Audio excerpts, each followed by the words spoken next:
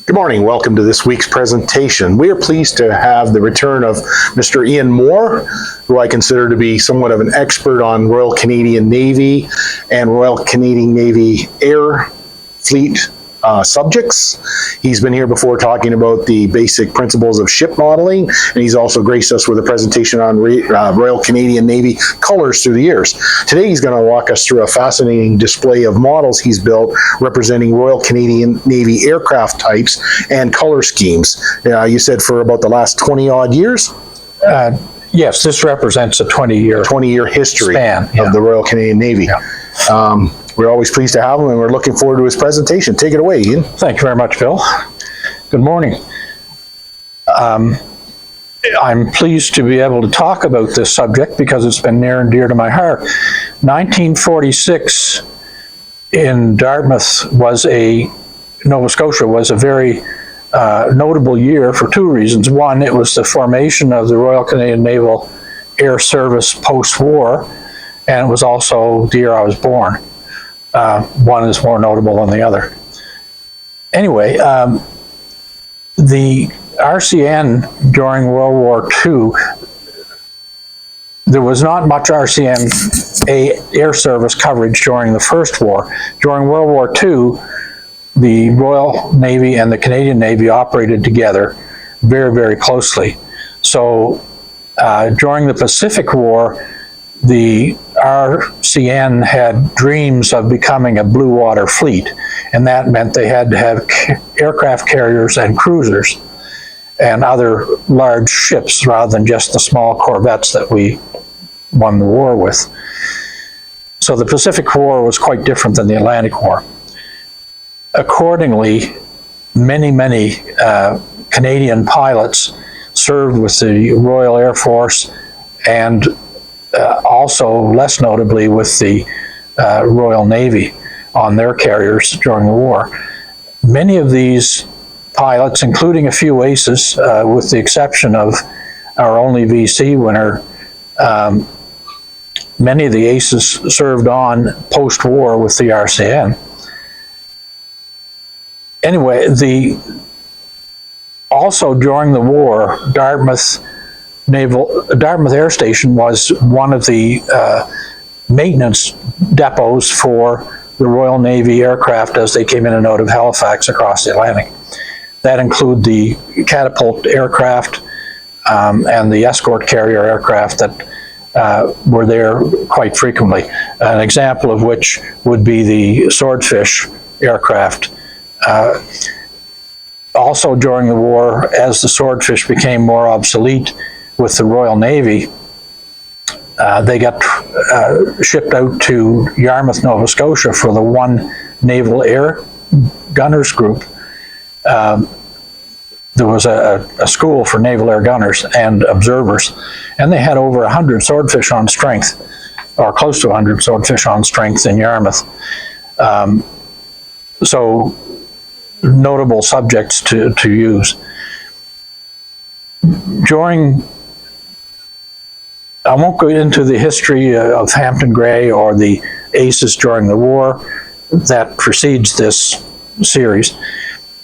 However, I can recollect some of the types and the reasons that we have some of the types of aircraft here. The Barracuda, for example, Barracudas were used aboard HMS Puncher, which was a Canadian manned aircraft carrier with a Royal Navy squadron. However, the first Canadian Navy air squadron to form in Scotland, 825, was formed with Barracuda aircraft. Didn't last very long because they soon converted over to Fireflies, but there was the Seafire 3, which was a naval Spitfire version, and those were the first 2 Canadian squadrons formed in Scotland in anticipation of HMCS Warrior, the first Canadian light fleet carrier, which was coming to Canada in '46. I also remember as a small boy up on a hill in Dartmouth, we were coasting down the hill on cardboard boxes or something silly, And I remember seeing a steampunk-like aircraft flying very, very slowly and noisily across the harbor. And lo and behold, I found out many years later that that was one of the 3 or 4 Walrus that we had stationed in Dartmouth that they had resurrected among the antiques left by the Royal Navy post-war. We also had 3 Swordfish, 3 Tiger Moth aircraft that were used as a maintenance trainer and early flight trainer for naval pilots who were based at Shearwater. It was in 47 that Shearwater came into existence as a naval base as opposed to an RCAF base. The RCAF had ceded control to the Navy. So the first squadrons formed included Seafires, the Seafire 15, which is this type. This is the old Hobbycraft kit. As you can see, it's quite elderly.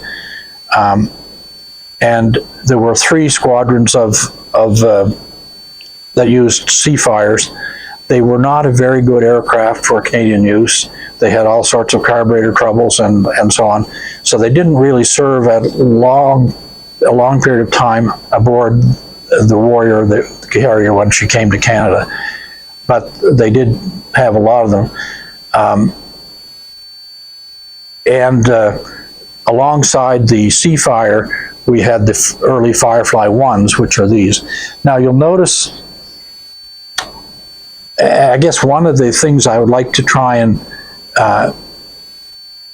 advise people on are the benefits of having a single theme. If you're going to, everybody that likes to build models should have a goal for in the longer term, because in my opinion, the ability just to build a model, you just don't build a model and stop. Most of us will build a model and then go on to the next one and the next one.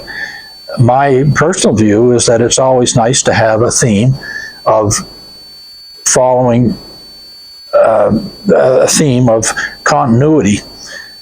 And IPMS Canada and their early publications was very influential in pushing me along that route of learning more about naval aircraft. There are a lot of benefits to modeling a theme or for a collection, and that includes more concise use of history. If you get a few reference books, it's worth the investment. If you cover a number of different aircraft of a particular genre, or whether it's a book on Sherman tanks that you want to specialize in, so be it. I have a friend that has over 60 Sherman tanks, and they're all different. Just as with aircraft, you can produce them, and they all are different. There have been many, many books produced on the Canadian Naval Air Service, and it really only covered a 20-odd year period from 1946 to 1967. Sure, there were Royal Navy origins prior to that, but it was the Canadian Navy from that 46 to 67 or so time frame. During that time, as the reference books will show you, there's a lot of variation in markings. The original aircraft may have been camouflaged and wearing British type markings. So, you know, sourcing decals and paints and so on is relatively easy for those. And references would be the same as the Royal Navy, because the first 10 years of Canadian naval aircraft was very, very closely allied with the Royal Navy. However, things did vary as we started to Canadianize our subject more and more. So the early sky surface with the extra dark sea gray led to repaints by Ferry Aviation, which was a large industrial hangar complex on the shore by Dartmouth where the old flying boat ramps used to be. And Ferry repainted most of the aircraft because a lot of them, as they came off the Royal Navy production lines, as which the Sea Fury here and the Seafires, they came off in standard British markings. Eventually, Fairey Aviation would get those aircraft and repaint them to Canadian standards. And at that point, a tremendous evolution of markings took place. We had roundels that had little maple leaves in the center of the roundel, to small outlined roundels, and etc. So there were a couple of Seafire squadrons, a couple of Firefly squadrons, and in order to maintain and generate those activities and get those aboard aircraft with the carrier with trained personnel, they had to have training. So they got a number of Harvards and a couple of Firefly trainers from England and the Harvards from the RCAF on lease, and that it ended up allowing pilots to be kept up current on aircraft types. You'll notice also that the squadron codes went from a single letter aircraft of a squadron to different codes, and the different codes were quite distinctive. TG was a training group aircraft. TF was a training aircraft as well. Eventually, but the Harvards, for example, show the difference, because after the first 10 years, the Harvards from 47, 48, with training codes, gave way to the American standard of nomenclature, which led way to the Navy and the aircraft number. And what led to that, before I go to that, perhaps the use of Fireflies and Sea Furies on Warrior was really a very challenging time for Naval Air. There were over 60 casualties in the first 10 years of Naval Air. It was not an easy thing to do. However, for a modeler, it has the advantages of that there are lots of pictures of crash scenes that you can model as dioramas, and if you choose to. And of course, nothing to say that you can't build an aircraft carrier deck of the size of the table here that you could line with aircraft. It's not unusual to see the carrier coming and going from Halifax with many, many aircraft on deck, far more than you'd see on a later version. So there were 2 squadrons of Seafires and Fireflies. AA was one squadron code for, I believe, 870, and the Fireflies were AB. A and AB were the 2 main squadrons. Then a little later on, in the early 50s, we started converting to the later model of Firefly, which is represented by the BDK here. That's a Firefly 5, and the Firefly 4s were used in the interim until the 5s arrived. Incidentally, the old Firefly 1s were sold to Ethiopia and ferried by Warrior over to Ethiopia, where many, many years later, we bought one back and is now in the National Aeronautical Collection, waiting to get the camel smell out of it, because it was stored in the desert and was in very bad shape when it came back. However, there are lots of sources for Canadian naval aircraft, because a good many of them still exist in museums, and if you have not just got the good reference books, of which there are many, Leo Pettipaw produced a good series of books on Fireflies and Seafires, Sea Furies, Avengers, and Canadian aircraft in general. Pettipaw was a great influence in providing detailed close-ups of a lot of these aircraft. And I mentioned already the IPMS articles that came out regularly. Also, growing up in Dartmouth, I had the advantage of getting to Naval Air Station air shows just about every year. There would be an air show, and you could get close and personal with a lot of the different aircraft that are shown here. So those were huge influences on me. So it's only natural that I should want to contain that environment or those things that impressed me so much. We could never get into the scrapyard when the Sea Furies were scrapped because they were down on the Dartmouth waterfront waiting to be reduced to scrap, and we just couldn't get near them without having the guard dogs chase us away. But it would have been nice to be able to play on them.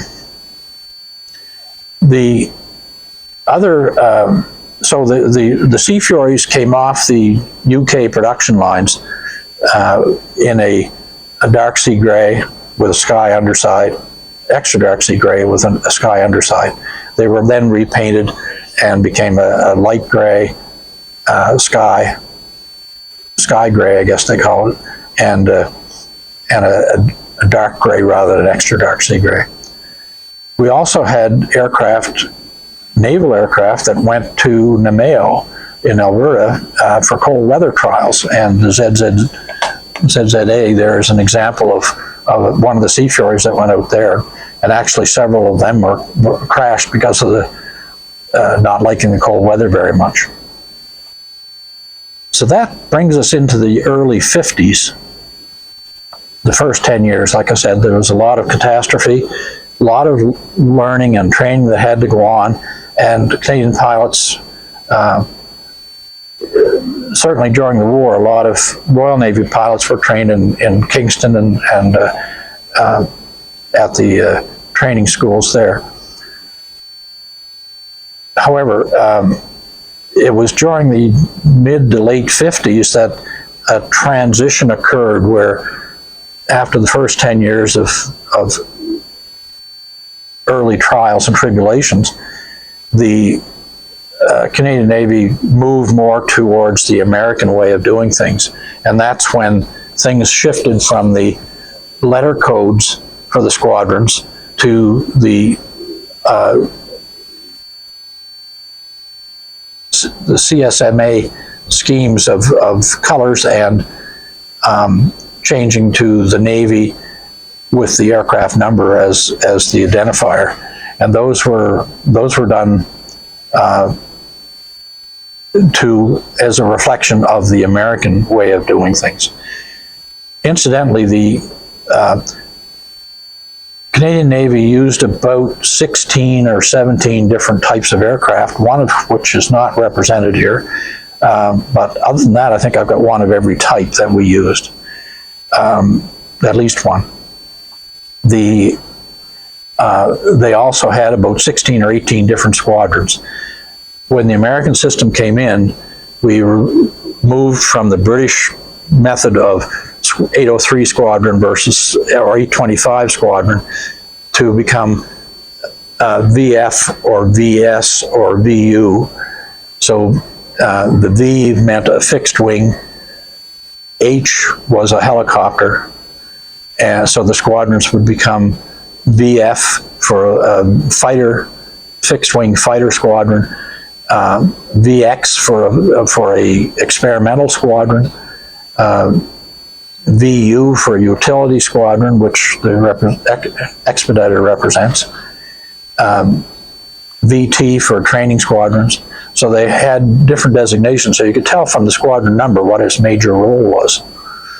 And a lot of aircraft served many different roles, but generally the Navy manned the carrier with two types of aircraft, the fighters and the anti-submarine aircraft, or observation aircraft. They served a dual purpose, and they were pretty fast. The Sea Fury was among the best and fastest aircraft ever once the engine issues were overcome and they got used to it. The Navy maintained the aircraft extremely well and had a lot of dedicated staff for that purpose. When we moved to the American system, The Sea Furies served together both with the early Fireflies, but more so with the Avengers as the Avengers came on. All right, so the Sea Furies, we had over 75 aircraft. They didn't all serve at once, but they were used from depot to regenerate and replenish the squadrons and kept the squadron strength, usually 12 to 16 aircraft, depending on the Sea Furies or Fireflies. But we had a total of where are we? 75 Sea Furies over the years. The Fireflies, we had 76. So we had a fairly large number of aircraft that were available for the 3 or 4 squadrons that used them. Again, the trainers and transports and utility aircraft supported those.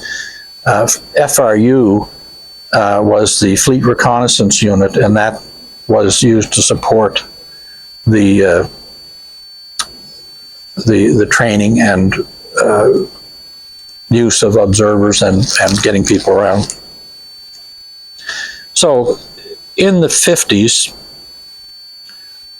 as we moved to the American style, we got 125 Avengers from the U.S. Navy. They were all used aircraft. Canada is not averse to buying used equipment. And the Avengers were modified by Fairey Aviation to 5 different types. As they initially appeared, they came in the squadron use as in their overall blue with the ball turrets, as the U.S. had used them. But over a few years, they were modified by Fairey Aviation. You had the AS-3, which had a wing-mounted radome and a long extended glasshouse on them, which I think a number of conversion parts have been made available. We had the Guppy radar, early warning aircraft. We had 12 Avengers that were fitted as Guppies, and in fact, that one represents the last flight off the Magnificent.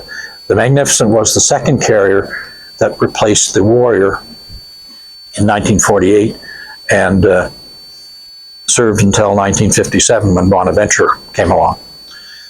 So it was, at that point, it was Sea Furies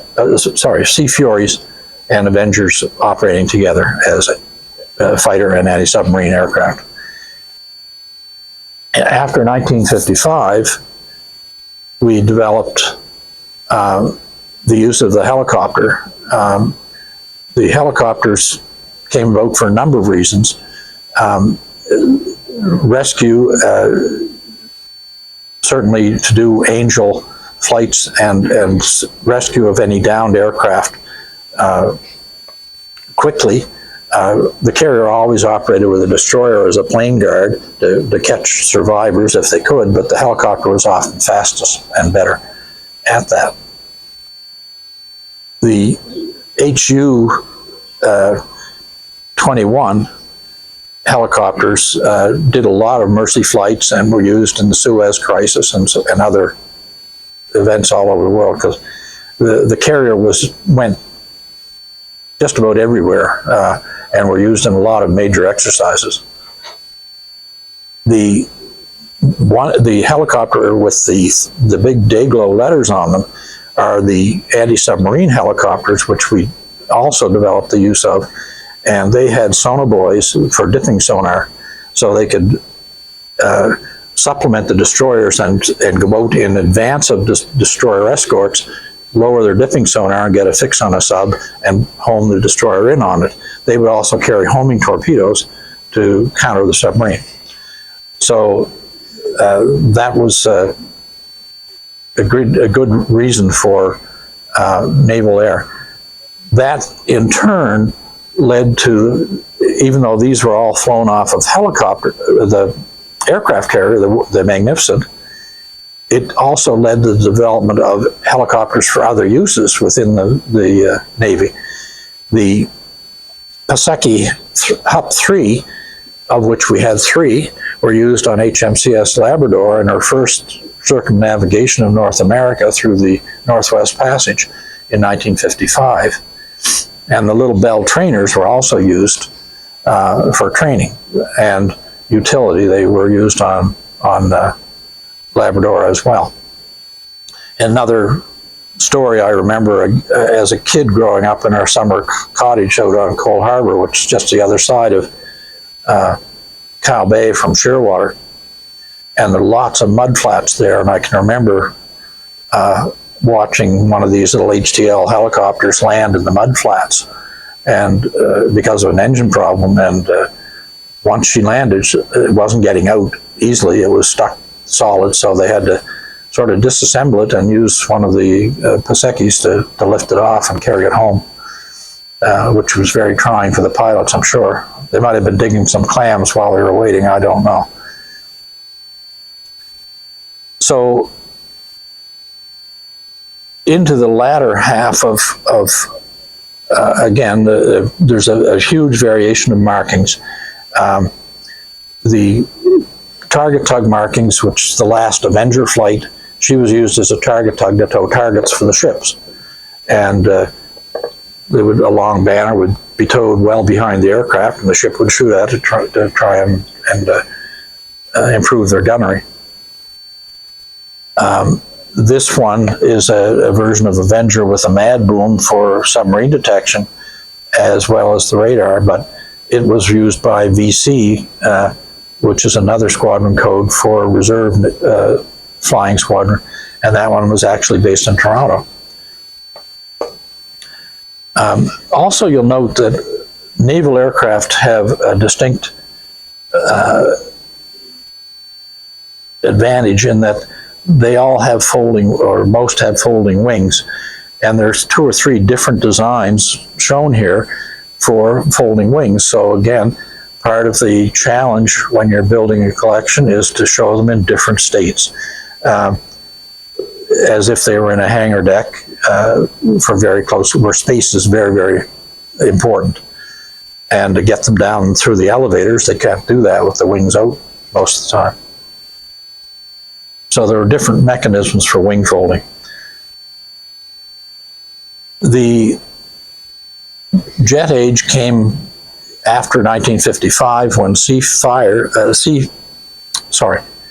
Stars came into effect with the T-33, and they were used by up to 16 of them came onto naval strength acquired from the RCAF. The Silver Stars were used again for target towing and high-speed target tracking for the warships off the coast, and it was not uncommon to see formations of 3 or 4 T-birds flying in formation, both for training and just doing circles to try and calibrate the radar on the warships off the coast, because they weren't far from the base. Also, in the 55 era, notably 1957, the Bonaventure commissioned and replaced the Magnificent. Bonaventure was notable in that she operated primarily 2 types of aircraft: the Sea King, which we got in 1964, and have a total of 41 Sea Kings, and they were only retired for good finally in, I think, 2018. So we used them for a very long time. The other type was the Banshee, of which we had 39. The Banshee fighter, and that's an F2H3 version of the Banshee, which does not appear in kit form other than a very rare resin kit. So one of the other advantages of a theme and working in a collection to a theme, if you want all the types of aircraft, you pretty well have to scratch build or modify or convert. The Avengers, for example, all came from the one standard accurate miniatures kit, and they all look quite different, but they're all essentially the same kit. The T-birds are another example where you can show different camouflage schemes on aircraft. If you're in different squadrons or different time periods, the colors of the aircraft will change significantly. And that's one of the advantages of modeling a theme over a period of time, is that you get to see the evolution of the markings of the aircraft. And then finally, as well, on the Bonaventure, the trackers were used. We had a total of, I believe, 101 trackers. Or no, 100. There was one test tracker. 100 trackers, and they were used not all at once, obviously, but they were used by several squadrons to become our primary anti-submarine aircraft. And again, at the end of the 20-year period that I'm talking about, was referring to, was when the Department of Defense decided that Bonaventure was too expensive and too, even though it had just been refitted, they decided to put her out to pasture. And that sort of spelled the death knell. And if you remember Paul Hellyer as a figure, integration and unification came into effect in '67, and that pretty well spelled doom for the Canadian Naval Air Service. The RCAF resumed control over the Navy and Naval Air. The trackers did soldier on for a number of years, as did the T-33s and the Sea Kings, but the Banshees were scrapped fairly early, and once the carrier was gone. The Banshee, however, as you see there, was the first Canadian aircraft of any type to have air-to-air missiles, even though they were old, used aircraft from the U.S. And that's what's notably different from that end of the table, where most of the aircraft are of British origin. This end of the table, they're all of American origin. So the Canadian defense views became very much aligned with American views. What we can be proud of is that Bonaventure was a relatively small aircraft carrier, and on a number of exercises in the late 50s, she distinguished herself because she operated both with British and American carriers. And Bonaventure was the only one that could do round-the-clock, night and day operations for like 72 hours straight, keeping aircraft in the air at all times. The Americans and the British just weren't able to do that. And so there was a lot of dedication of our pilots and air crew and maintenance workers to do that. However, towards the end, I think it was the Centennial flypast, one funny story that Soward mentions in Hands to Flying Station was they had a big meeting because integration had come into effect, and they had a big meeting to talk about how many aircraft can we get up for the flypast. Well, the RCAF squadron commanders were all there, and their senior officers said, okay, after much deliberation, we can field 12 aircraft. Well, the Canadian admiral, the RCN admiral that was there, said, well, we're going to field 80. And that sort of represents the variation and the difference in ability of different branches of the military to field. So the loss of local control over Canadian military aircraft for the Navy was keenly felt, and many of the admirals revolted and were lost as a process. So to sum up, basically, I just want to encourage people to find a theme and to work towards the theme and build a collection. This is just my 48th scale collection, incidentally. I've also got at least double the number of these aircraft in similar schemes representing all the squadrons in 72nd scale. So, you know, it can become a little obsessive, but it makes good use of the reference books. Well, that was really excellent. Thank you so much for sharing that with My us. pleasure indeed. The beauty of having a collection, as you say, to a theme. I'm marveling at the size difference between some of these aircraft. Like, Yes. I had no idea that the Banshee was such a large It is, yeah. flying off a small aircraft carrier. Now, did I hear right once that they were thinking about switching to Skyhawks? But Yes, they'd yes. already decided to scrap it at that point? Yeah, that was the problem. The Skyhawk was actually trialed on the one, but it didn't last very long. And again, I think the Air Force had a huge influence on naval events at that point. The Navy couldn't choose its own aircraft. And it's amazing the size of the Avengers, especially you put it next to a Seafire. It just dwarfs it. Yeah. It's a big aircraft. That was another thing I just discovered recently, that even though a couple of our pilots were Hellcat aces in the British Pacific Fleet, they influenced the decisions, or they tried to influence the decisions post-war when the Navy was formed. We didn't want Seafires, we wanted Hellcats. But the Canadian government would not buy Hellcats at that time. And we ended up with Seafires, which were a very unsuitable aircraft.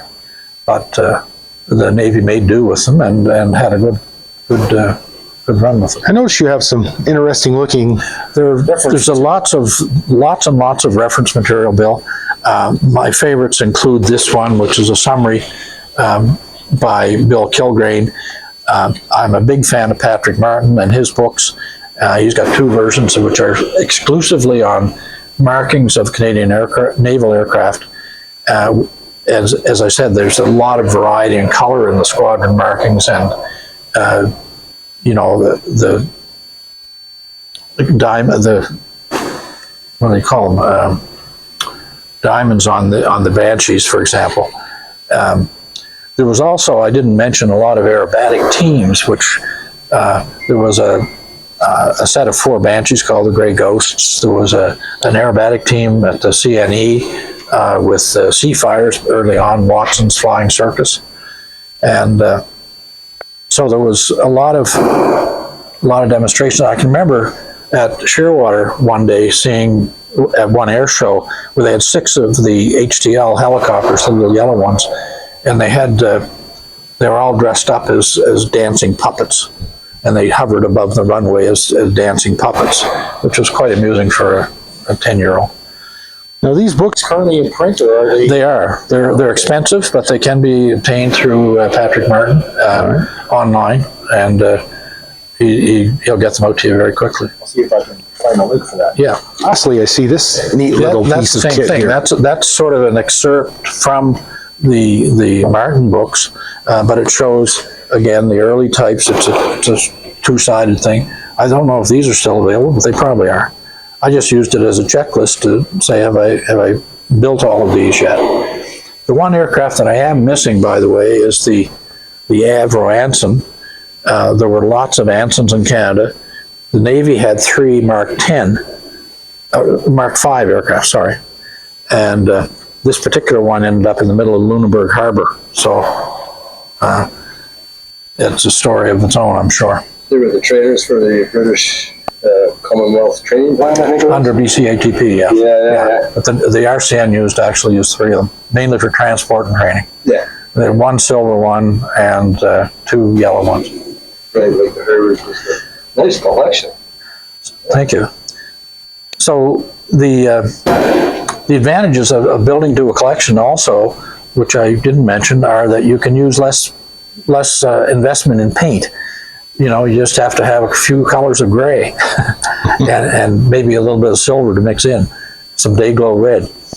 But you know, you don't have to buy new references and new paints and new decals for many varied types of aircraft. And in fact, if you use some of the decal sheets out there, like Mike Belcher's decals or Scooby-Doo decals, you can usually get 3 or 4 aircraft out of one decal sheet. Again, some of those are hard to find. Don't incidentally go looking for the Canadian version of any of these kits, because you pretty well have to take the kit based on what you've done on the aircraft type, research the aircraft type, and then look for a Sea King kit that will be suitably modified.